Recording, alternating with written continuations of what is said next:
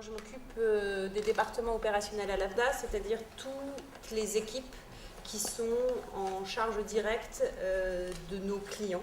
Et nos clients sont les auteurs, mais aussi les intermittents du spectacle, les pigistes et évidemment toutes les entreprises du champ que nous couvrons, qui est le champ de la culture et de la communication. Alors, la création de ce fonds a pris quelques années avant de se constituer et finalement a trouvé son aboutissement dans la loi de finances de 2011. On a attendu un décret qui est paru au JO le 9 décembre 2012, donc tout ça a été effectivement très réglementé, pour voir la naissance de ce fonds des auteurs. Et la collecte que nous avons reçue a été depuis juin 2012 perçue par l'ANDA et la GESA. Le temps que le règlement intérieur se constitue, que ce conseil se constitue, en fait, la réalité pour vous de ce fonds des auteurs, c'est mai 2013. Donc en effet, c'est un tout jeune fonds, comme Alain vient de le dire. Mai 2013, on a commencé à lancer les formations transversales.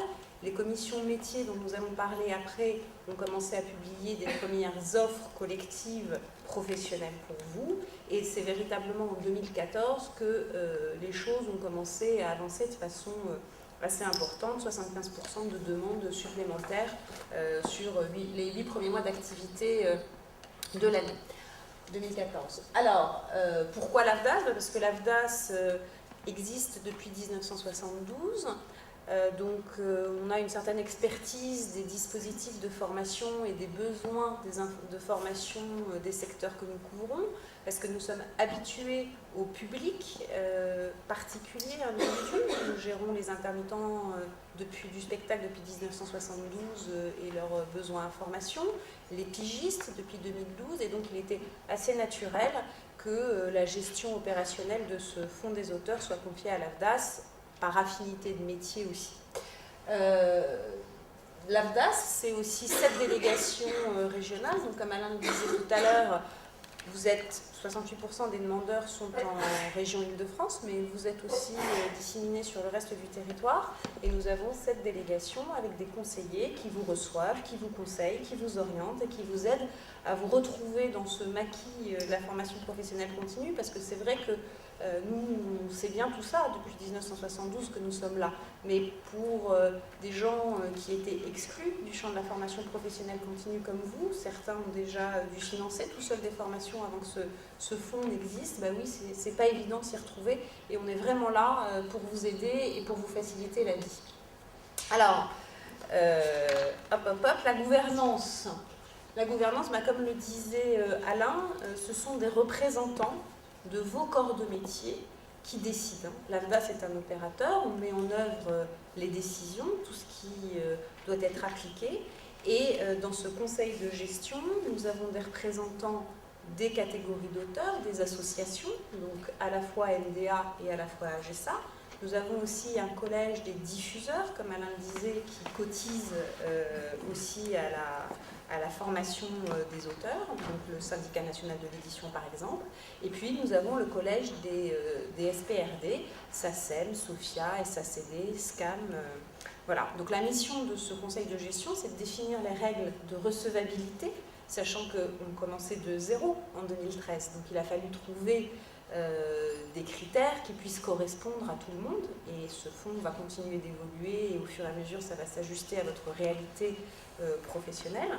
Le rôle de ce conseil, c'est aussi de définir les modalités de financement et puis de répartir ces fonds que nous avons et que nous percevons donc de l'ANDA, de la GESA, des SPRD. Sous l'émanation de ce conseil de gestion, ce sont les commissions professionnelles. Alors, ces commissions professionnelles, auteurs, elles sont vraiment importantes parce que vous voyez, nous avons autant de commissions que nous avons de catégories d'auteurs. Et dans ces commissions, par exemple, écrit et art dramatique, nous n'avons que des professionnels de vos métiers. Et le rôle de ces commissions, c'est de constituer un catalogue d'offres de formation. Donc, ça veut dire que nous contactons des centres de formation qui ont des projets qui peuvent être intéressants pour vous, que ces projets sont soumis à l'appréciation de cette commission artiste-auteur, auteur de l'écrit et écrit art dramatique, pardon. Et ensuite, la publication se fait en ligne. Donc vous avez accès tous, en allant sur notre site, en vous inscrivant à notre newsletter, vous avez accès à cette offre collective que vos représentants mettent en place pour vous. Ce qui est important, comme vous voyez que finalement, ce rôle, c'est le rôle de l'ensemble des commissions, c'est si jamais vous ne trouvez pas dans les formations qui sont mises en place par la commission d'écrit et d'art dramatique la formation qui vous convient, vous pouvez aller piocher dans le catalogue des autres commissions quelque chose qui vous conviendrait davantage. Et ça aussi, c'est financé dans le cadre de ce fonds des auteurs.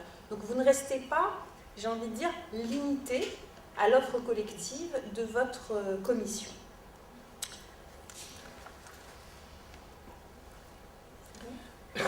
Donc, cette commission met en place ce catalogue d'offres de formation, mais il se peut aussi que vous ayez des besoins de formation qui ne sont pas identifiés dans cette offre collective, et du coup, vous nous faites des demandes, ce qu'on appelle des demandes individuelles métiers, qui doivent être motivées. On apprécie la cohérence de votre projet professionnel, on apprécie votre besoin de formation, et quand je dis on, en fait, c'est, vous l'avez bien compris, les membres de cette commission. Donc, nous avons à la fois des offres collectives qui sont publiées, et nous avons aussi la possibilité de prendre en charge vos demandes individuelles qui correspondent à un besoin précis, à un moment donné de votre parcours. Alors, sur l'offre collective, l'avantage, c'est qu'une fois que les commissions ont validé le projet pédagogique parce qu'il est bien adapté à vos besoins, et si vous avez des besoins à faire remonter, je vous invite à vous rapprocher de vos représentants, parce que c'est ça aussi qui nous aide et qui nous oriente, nous, pour aller voir les centres de formation et leur demander de nous proposer des projets. Et donc ces offres collectives, elles sont d'emblée financées à 100% par la DAS. Donc vous n'aurez aucun reste à charge pour vous. L'inscription, les démarches administratives sont allégées puisque nous avons déjà évidemment le coût pédagogique, le programme de la formation, etc. Donc c'est vraiment quelque chose à suivre de très près, et vous voyez que vous avez les infos sur nos sites, et je ne sais pas si vous le voyez bien, mais en fait vous pouvez cocher les 5 commissions, et sur chacune des commissions, encore une fois, vous pouvez vous inscrire à l'un des stages qui est réservé à l'ensemble des artistes-auteurs. Outre ces formations métiers, vous avez également accès à ce qu'on appelle les formations transversales. Transversales parce que langue étrangère, que je sois auteur de l'écrit, que je sois scénariste, que je sois plasticien, bah oui, ça traverse un peu tous les métiers. Et ces formations, vous voyez, vous y avez accès. Alors après, il y a des barèmes financiers, on y arrivera. Là, il se peut que vous ayez potentiellement un petit reste à charge, mais globalement, ces formations sont également financées à 100%. Donc on a vu que vous avez accès à des offres, un catalogue d'offres collectives. Vous pouvez aussi proposer à vos commissions des demandes individuelles qui servent un projet professionnel.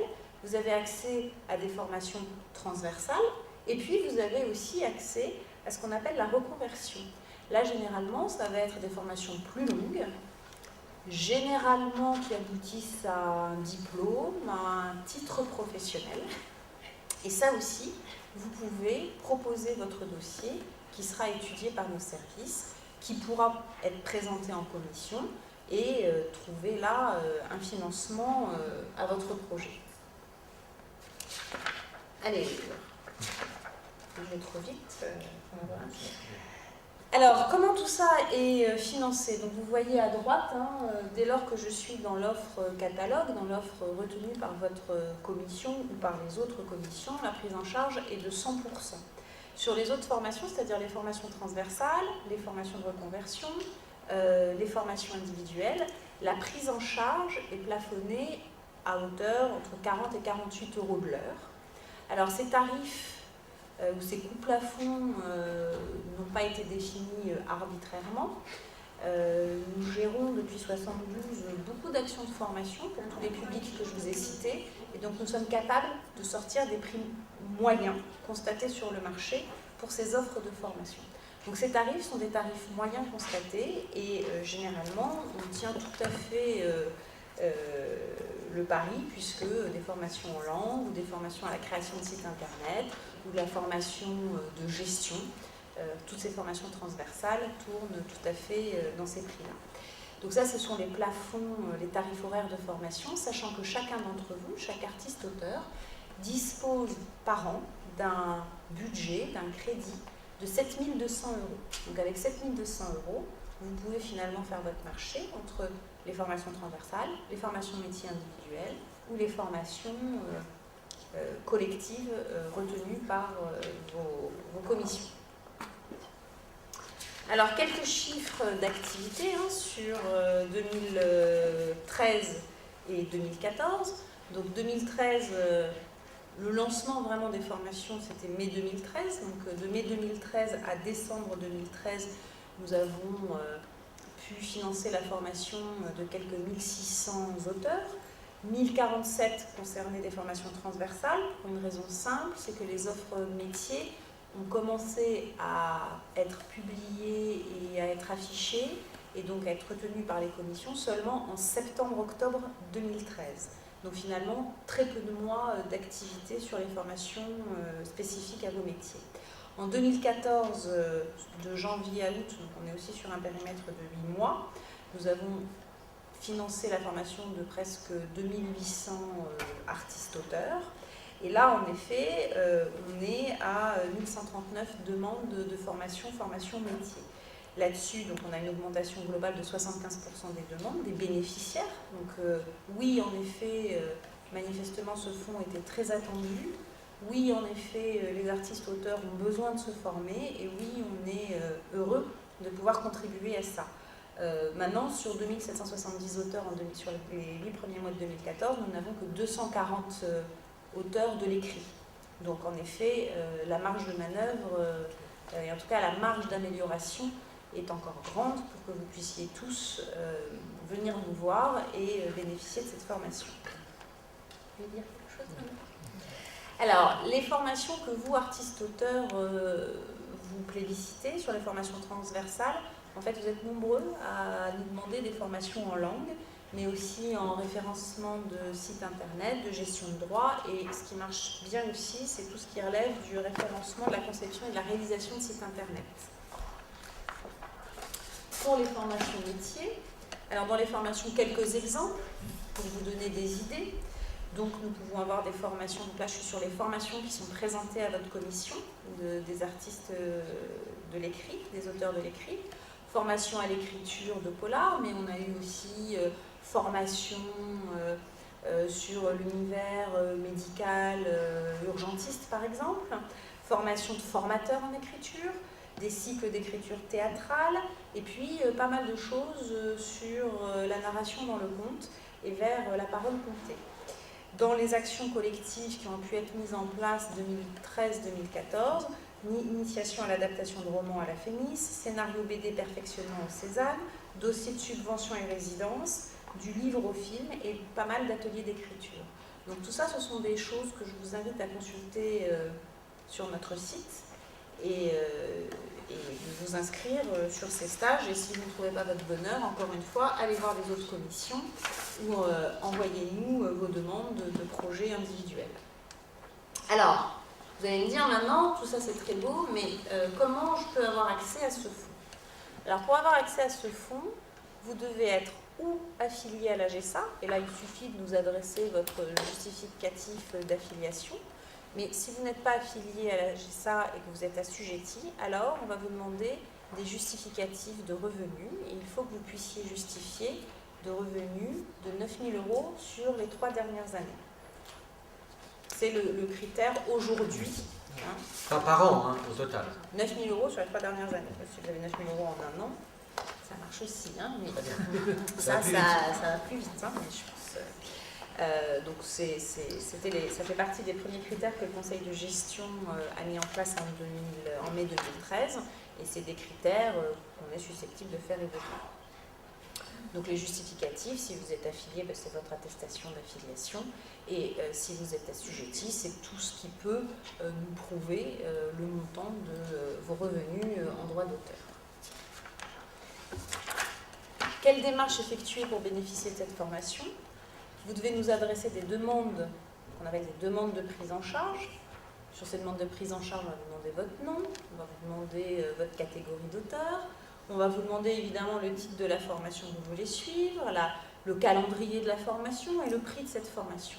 Si la formation est au calendrier, dans les offres catalogues dont je parlais tout à l'heure, c'est la seule chose qu'on vous demandera avec vos justificatifs d'activité.